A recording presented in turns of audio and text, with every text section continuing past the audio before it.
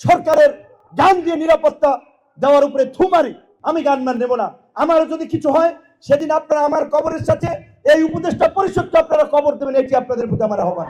আমাদের আন্দোলনের পর অনেক শিক্ষকরা ডিন হয়েছেন, উপাচার্য হয়েছেন, বিভিন্ন দায়িত্ব পেয়েছেন, কিন্তু 2019 সালের 22শে ডিসেম্বর এই ডাকসুতে যখন আমরা আক্রান্ত হয়েছিলাম, সেই দিন কয়েকজন শিক্ষক আমাদের জন্য সংহতি রেখেছিলেন। 2018 সালের যে আন্দোলনকে কেন্দ্র করে আজকের গণ অভ্যুত্থান, সেই কুসংস্কার আন্দোলন করতে গিয়ে ওই লাইব্রেরির সামনে যখন কুকুরের মতো মার খাচ্ছিলাম, কয়েকজন শিক্ষক আমাদের পাশে দাঁড়িয়েছিলেন। কাজে এই বিশ্ববিদ্যালয়কে নিয়ে আমরা গর্ব করি, এই বিশ্ববিদ্যালয়ের ছাত্রদের নিয়ে আমরা গর্ব করি। আবার এই বিশ্ববিদ্যালয়ের অনেক নিন্দিত ঘটনা আছে, এই বিশ্ববিদ্যালয়ের শিক্ষকদের যেমন অহংকারের অনেক ঘটনা আছে, লজ্জিত হওয়ার অনেক উদাহরণ আছে। 2018 সালের ভোট ডাকাতের নির্বাচনকে 1100 শিক্ষক বিবৃতি দিয়ে বৈধতা দিয়েছিল, আপনাদের মনে আছে। কাজী সেই ফ্যাসিবাদের দোষর হিসেবে যারা অবশ্যই বিশ্ববিদ্যালয় আছেন, তাদের আমি মনে করি অনেক আগেই বিতাড়িত হওয়া দরকার ছিল। একই সাথে আমি ডাকসুর নেতৃবৃন্দ সহ সারা দেশের তরুণদেরকে, চাকসু রাকসু হয়েছে, জগন্নাথ বিশ্ববিদ্যালয় হবে, আজকে এই তরুণদের মাধ্যমেই জাতির আগামীর ভবিষ্যৎ। কাজে এইখানে শিক্ষার্থীদেরকেও সেই ধরনের একটা প্রগতিশীল চিন্তা ভাবনার উদার মানসিকতার হতে হবে। আমি একটি ফেসবুকে বক্তব্য দেখেছি, আমি জানি না এটি তার বক্তব্য কিনা, রাকসুর একজন নেতা বলছেন যে প্রথম আলো ডেইলি স্টার জ্বালিয়ে পুড়িয়ে সরকার করে দিতে হবে, তছনছ করে দিতে হবে।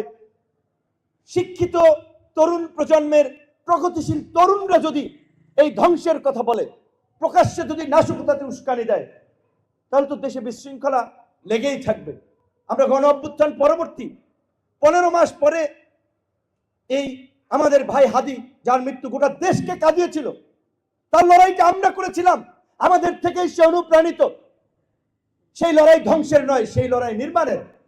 তাহলে সেই আমাদের নির্মাণের সহযোদ্ধার মৃত্যুকে কেন্দ্র করে গত কয়েকদিন আগে যে নাশকতা এবং অস্থিরতা তৈরি করেছিল, এটি কিন্তু দেশকে একটি বিপর্যয়ের দিকে নিয়ে যেতে পারত।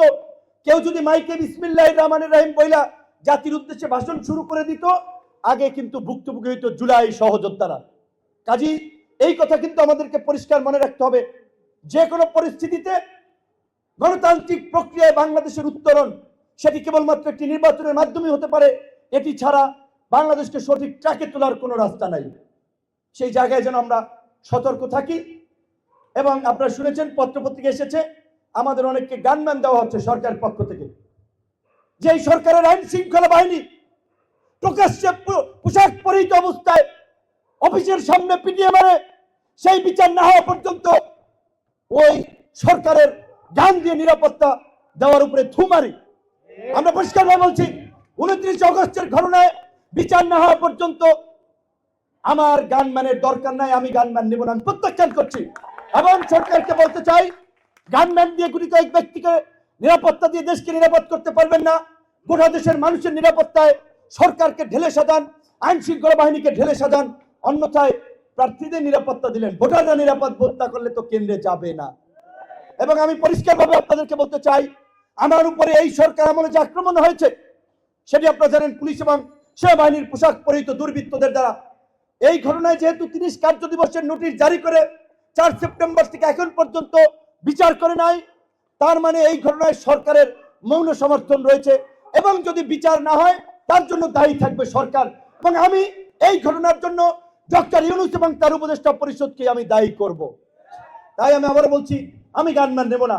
আমার যদি কিছু হয় সেদিন আপনারা আমার কবরের সাথে এই উপদেষ্টা পরিষদকে আপনারা কবর দেবেন, এটি আপনাদের প্রতি আমার আহ্বান।